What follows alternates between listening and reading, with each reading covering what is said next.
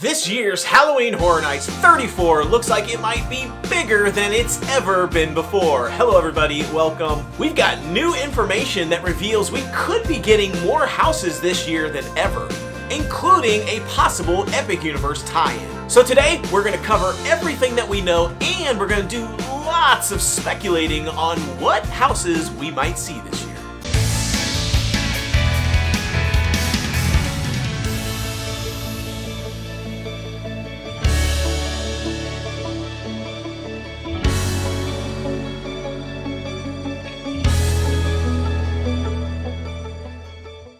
It is hard to believe that Halloween season is almost upon us. With all the focus being on Epic Universe that's opening just around the corner, speculation, information on houses, everything that's coming to Halloween Horror Nights this year has sort of taken a back seat. But we are less than 5 months away from Halloween Horror Nights 34 opening up at Universal Studios in Orlando. And this is the time of year where everybody starts talking about what we might be getting for Halloween Horror Nights. All the speculation is happening. Now you may be saying, it's April, why are we talking about Halloween? Because Halloween starts so early in Orlando with all the parks, Disney, Universal, and SeaWorld. It opens so early. We're talking Halloween in August. Last year, Halloween Horror Nights 33 opened on August 30th of 2024, which is the earliest Halloween Horror Nights had ever opened. Now this year, Halloween Horror Nights 34 is opening on August 29th of 2025, which we were sort of expecting because Labor Day weekend seems to be the time for Halloween Horror Nights opening, and this year, the Friday before Labor Day starts on August 29th. This year's Halloween Horror Nights 34 once again runs in August, September, October, and even November. Starting on August 29th through the 31st and then rolling into September and October, these dates are going to be Wednesdays through Sundays. And then finally the last days for the event being November 1st and November 2nd. This gives us 48 nights of fear for Halloween Horror Nights. It is going to be awesome.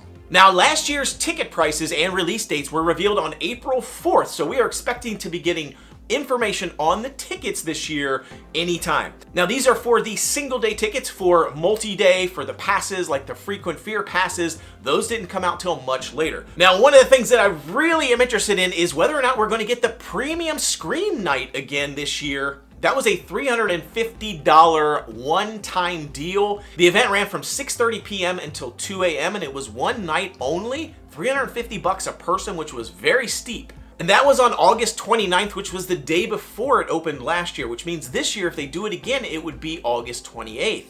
That would be a Thursday. I'm not sure if that will end up being what will happen or if they'll even have it again. That event had some really interesting things that appealed to me. One of them is the staggered group entry. Instead of just being a single continuous line of people, which is always my disappointment and my biggest complaint about Halloween Horror Nights, is that I go in and there's always people right in front of me and always people right behind me, and I see the scares coming a mile away in most cases. And so that staggered group entry sounds really cool to me. In addition, less wait times because there's less people in the park, and all you can eat food. You get to try all these different foods that are at the event, and that's all included in your ticket price. Now, I will say I did not go to that last year, and it's probably one of the biggest mistakes, in my opinion, that I've made with Halloween Horror Nights. I wish I had gone because everybody who went said it was the most amazing event ever. However, I don't think it was amazing for Universal because it was amazing for people because there was almost nobody there. I don't think they sold enough $350 tickets to make a profit on that event. So I'm not sure if they're going to have it again this year, but I will tell you, if they have it, you gotta go. You gotta go. I heard it was absolutely amazing. All right, so let's get into the speculation and everything that we know about Halloween Horror Nights. I am really excited. One of the things I want to start off with is, what's the slogan going to be for this year? Have no idea at this point. That's one of the things we don't know anything about. It's usually released later. You start to get teasers on some of the merchandise. Halloween Horror Nights 31, it was Never Go Alone. Halloween Horror Nights 32, it was See You in the Fog. And of course, last year, Halloween Horror Nights 33 is Where Horror Lives. Don't know what it's going to be this year, but I cannot wait to find out. I do want to call out, down in the description below of this video, there is a link to our Twitter channel where we have the speculation map that we will continually update over the months as we get closer. If you're interested in that speculation map, you will see it here during this video, but if you want that speculation map, it's down there in the link. Now let's get into the IPs. This is what everybody wants to know about. This is what everybody gets excited for, the IPs. Even though I've said it every year, the original houses a lot of times end up being even better than most of the IP houses. These are things like Haunting at Hill House and Stranger Things and Beetlejuice. Names like that you would be familiar with. Everybody comes to see these IPs. That's what draws people into Halloween Horror Nights. How many will we get this year? That's always the question. Now, one of the things that I will say that I am a little bit different on this channel than other channels is I don't include the Universal Monsters property as an IP. It is technically an IP. Universal Monsters, they own that brand, that IP. I just don't usually include it in my calculations for how many IPs they have each year. So just keep that in mind when I go through these numbers. I don't include Universal Monsters as one of the IPs. Over the last few years, Halloween Horror Nights in Orlando has had between 3 and 5 IPs. On average, they're around 4 IPs usually. 2 years ago, they had 5 IPs, 4 technically for the houses. That was Chucky, Last of Us, Stranger Things, and Exorcist Believer. And then they also had the Megan Horde, which was a Blumhouse IP. It wasn't a house, but it was a horde, so they did have a presence. So I kind of count that as one of the IPs. So they had 5 IPs that year.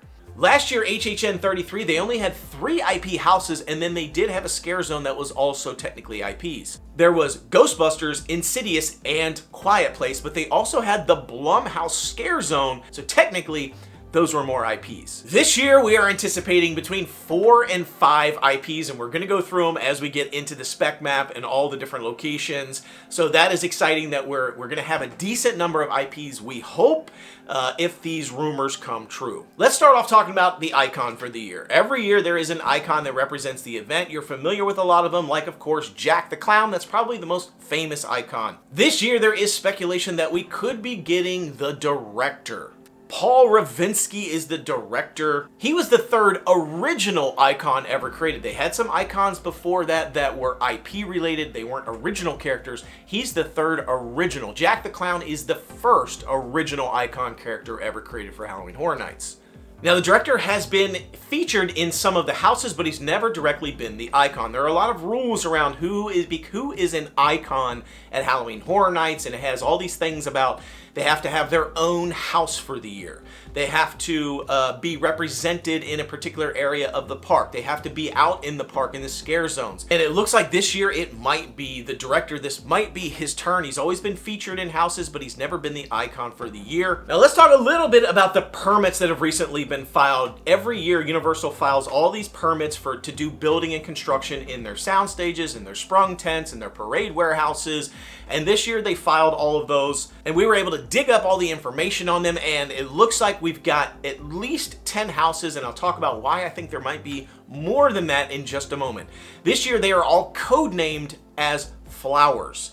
Every year they have a different code name theme for these buildings. Obviously, they don't want to put the name of what the haunted house is going to be in the building permit. And so this year they are all codenamed as Flowers. So let's take a real quick look at the speculation map as we are developing it through this video. You can see all the different locations over there on the left of the map that outlines each of these different buildings and structures and what their code names are for the year. So right there in the A spot, this is Snapdragon. This is the Soundstage 23A side of that soundstage. B is Poppy, Soundstage 22. C is Violet, which is Soundstage 23B, the other side. Then we've got Lily in the D slot there, which is Soundstage 24B. Poinsettia, which is Soundstage 25, and we'll talk about that. We've got Jasmine at the F slot, which is the Fast and Furious location. Tulip, which is Sprung Tent 3, also known as B138A in the permits. This is one of the brand new tents that was created that was replaced one of the parade warehouses. If you don't know, all of the parade warehouses were sort of retired from Halloween Horror Nights because they always had really bad flooding in those back areas. So they built 2 brand new sprung tents for their houses. This is one of them. The next one is Daisy. That's Sprung Tent 4, also known as B138B. Then we have Iris, Sprung Tent 4, and then J spot is Carnation, and that's Sprung Tent number 1. So that's pretty much the general layout of where all the houses are going to be this year and what their code names are. Now it's all about trying to decode and figure out what are these houses going to be. So let's start off with the A spot there at Snapdragon. Everything that we're hearing says that this particular location could be one of two things. Originally, there was thought that this could be a Last of Us house, heralding the way for Last of Us 2 that's going to be coming. I will say Last of Us 2 isn't coming for a while. And we just had a Last of Us house not too long ago. I'm not feeling really super good about Last of Us being there. I went ahead and put it on the map for now, but I really think it's going to end up being an original house. I have a couple of reasons for that. One is it seems like we're hearing word that there could be some Pirates theming going up in that space. This could end up being some sort of pirate type warehouse. This could end up being some sort of Pirates haunted house. In addition, this particular location has not historically held IPs, and it hasn't historically held any good houses. The last 2 years we had Blood Moon Dark Offering, and then before that we had Hellblock Horror, which Hellblock Horror was a replacement for a house that fell through. So this could be the same situation. Last of Us, it could have been planned for that building and that sort of fell through, and so they've ended up pivoting to something more Pirates related. Not sure, but could be Last of Us, probably not, but I'm gonna go ahead and mark it there for now just so we keep it. Now let's move over to Poppy there in B. This is most likely, almost guaranteed to be Fallout. This is going to be a Fallout house, and I couldn't be more pumped for it. I am a huge fan of Fallout, play the game series, love the series, love the TV show. I think it's great. I'm really excited to see it. Now, I will say, Fallout to me isn't really horror. I get that it has some like death and horror type elements, super mutants and all these things, and it is pretty crazy if you understand what happens in all the Fallout shelters or the Fallout bunkers. But I don't really know. I mean, it's not really horror to me, but it's very easily you could turn it into horror. It might be some sort of Fallout shelter. You go in there, there's weird experiments, all kind of things happening. I could definitely see it.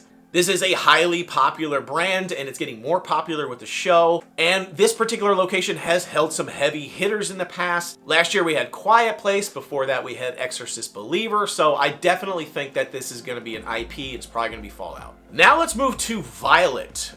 This is the C location there. That is Soundstage 23B. There is speculation that this could be some sort of Slaughter Cinema 2 original house. If you don't know anything about Slaughter Cinema, the way it has been is Slaughter Cinema was originally created to showcase some of the ideas for Halloween Horror Nights houses that failed or that they didn't go forward with. They didn't select, they weren't good enough, they weren't strong enough. And so they took all these ideas and they put them into one house, and that was a hugely popular house that year.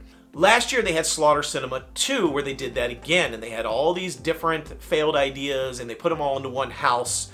Last year's Slaughter Cinema 2 I didn't think was that great, but it did have some really cool ideas in it. And if you go back to Slaughter Cinema 1, some of those ideas that they didn't go forward with became inspiration for houses that they did eventually create after that. So it is possible that this year we could be getting some houses that are related to Slaughter Cinema 2 that we may have seen there that have now come to fruition, and they're actually going to make a house around it. So this year there is speculation that we could see one or two of those original houses. This is a particular location where it could be earmarked for. However, this is also where we're thinking Scream might be. There's been talk about bringing Scream to Halloween Horror Nights forever, and it just hasn't happened. And there is a new Scream movie in the works. And the thing about this particular location, yes, it could be an original house. Yes, it could be something different. But this location has had heavy hitter after heavy hitter IP brands every single year. So to put an original house there this year seems a little bit off to me. The only reason I could see there being an original house is because the IP falls through at some point late in the game. Last year, this is where Ghostbusters was, Frozen Empire. The year before that was Stranger Things 4, and before that it was Halloween. So heavy hitter IPs.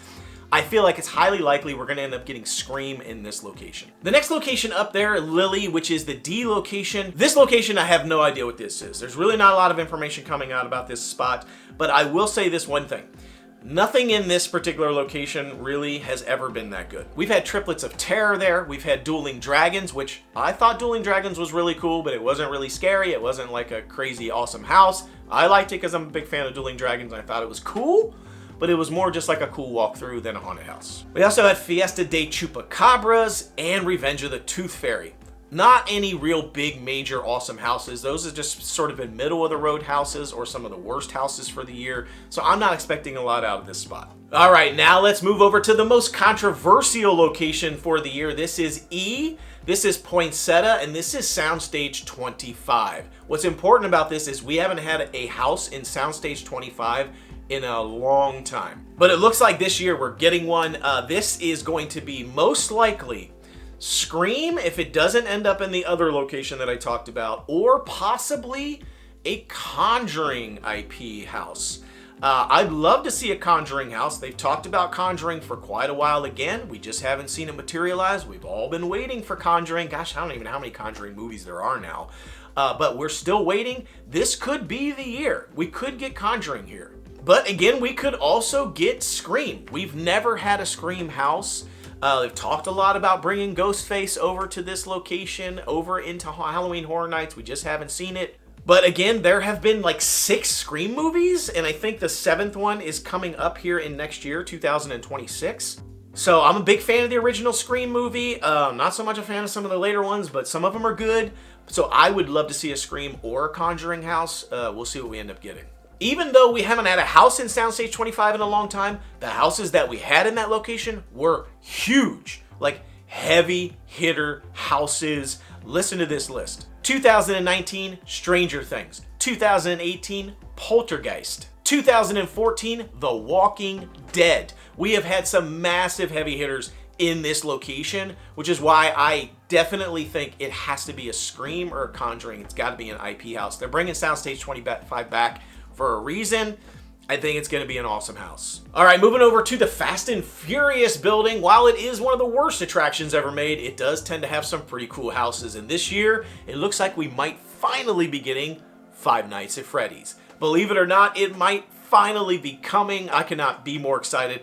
I will tell you, last year at Halloween Horror Nights, there was a Five Nights at Freddy's poster. I saw it multiple times over there near the Blumhouse area. Near Fast and Furious, there was definitely a Five Nights at Freddy poster up on the wall, and I kept saying, I wonder if we're gonna get Five Nights at Freddy, if that's a teaser in this location. And sure enough, it looks like this year, it could finally be happening.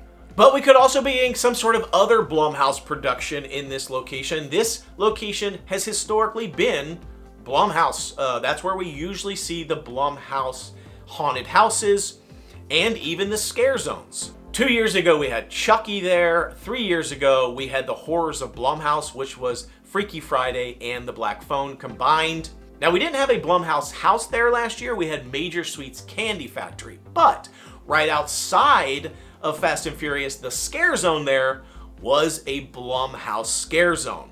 And that had tons of different characters from Blumhouse. As I already mentioned, Happy Death Day, Black Phone, and Megan were all in that spot. So I'm pretty sure this year we're gonna get Blumhouse again, and it looks like it's gonna be Five Nights at Freddy.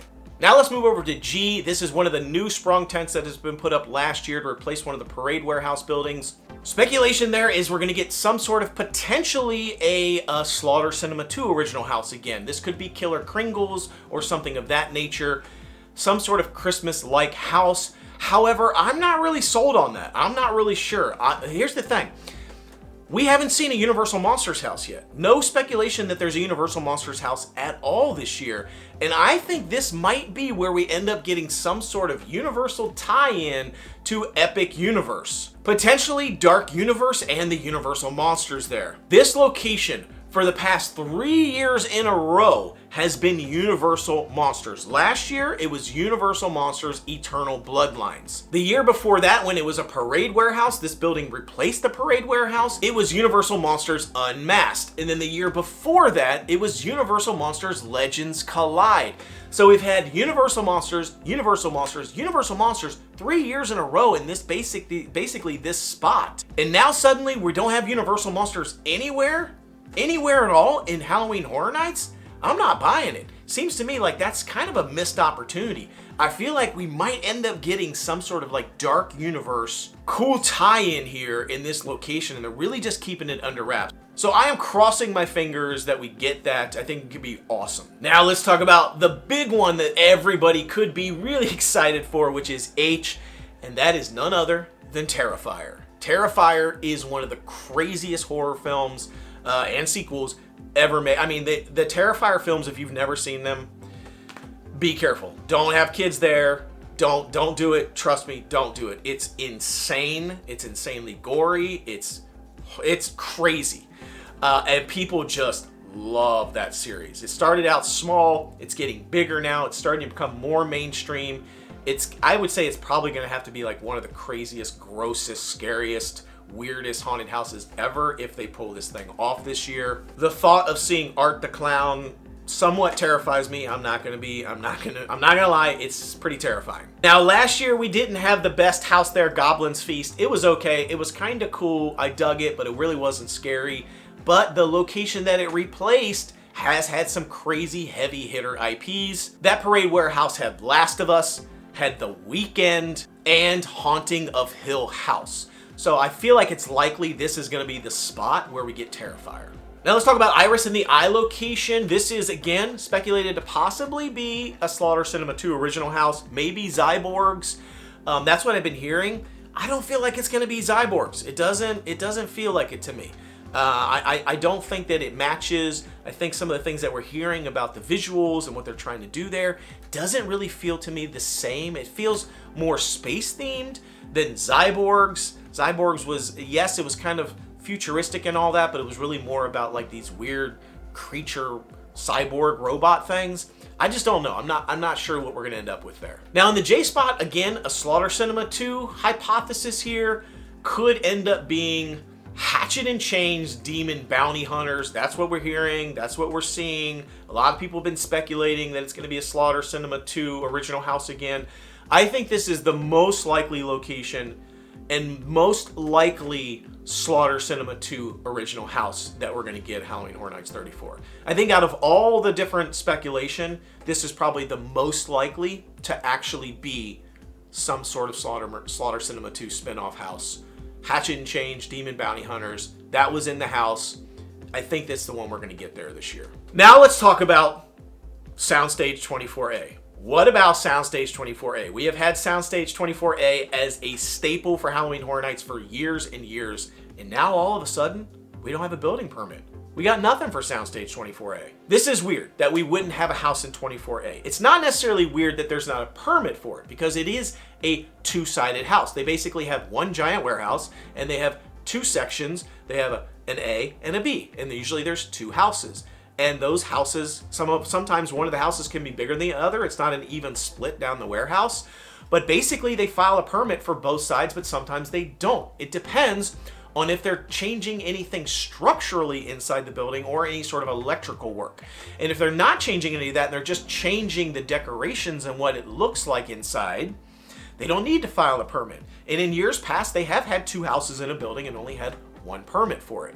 So it is possible that we may still be getting two houses in Soundstage 24. Even though we don't have a permit for A and B, we only have a permit for B. Now, one of the speculations out there is, could it be an Insidious follow-up? Insidious was in the 24A location last year, and they could easily repurpose that for a new Insidious haunted house. That was a pretty popular house last time. People said it was one of the best. They even had the Insidious food booth outside. People were a big fan of that. It's possible we could just get another Insidious house there that doesn't really require any construction, any sort of structural changes. And if so, that would give us an 11th house this year. There's never been more than 10 houses. 11 would make this the biggest event ever in Halloween Horror Nights history. More houses than ever. Now, the only caveat there is it could be it got shuttered. It could be they had planned for an Insidious house there. But if you don't know, Insidious got delayed into 2026 next year.